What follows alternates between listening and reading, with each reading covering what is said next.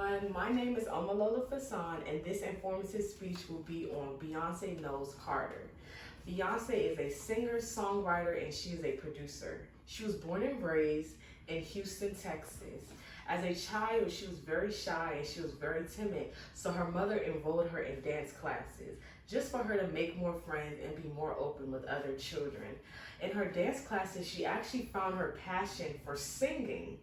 How she knew she could sing was her dancer instructor. She actually started a song and Beyoncé completed it. From that day on, she became very confident in her work and she decided to participate. She started to participate in local contests and local shows. She even charged her parents' friends $5 just to hear her sing. For her to do that, you can tell she's walking up with her head high and she knows what she's doing. In 1990, she joined a girls singing group called Girls Time with her friend Kelly Rowland. Their first show was a talent show, which was actually televised, but unfortunately they lost the show, but it's okay. In 1995, according to biography.com, they were signed to their first production, Silent Partner Productions. But when they were signed, it was a lot of misunderstanding and unfair deals. So in 1997, they decided to move to their new production company called Columbia Records, where they actually has the group name finalized, Destiny's Child. One of their first hits was called No No No, that sold over 1 million copies. Beyonce's father was their manager, and he would make them sing and jog at the same time and keep them on very strict diets to increase their stamina and their lung power.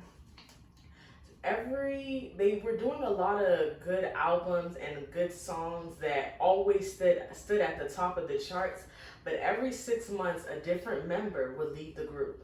The reason why they left the group was because they believed that Beyonce's father, he only had an emphasis on only Beyonce and not the other ones. They felt this energy as though he only, how will I say this? He only cared about Beyonce's success and no one others, and they felt it became a lot of jealousy and animosity between the group. After that, the group sued Beyonce's father, and that led to Beyonce's depression. But there's a lot of other good times that happened during the group was still together. In 1997, according to StarsUnfolded.com, their song is called Killer Time, that was actually in the Men in Black soundtrack. Their songs have always, after that experience, it caused them a lot of exposure. Their songs has always been at the top of the R&B charts, but in 2005, they decided to depart their ways and Beyonce became solo. When Beyonce became solo, she has won over 28 Grammys.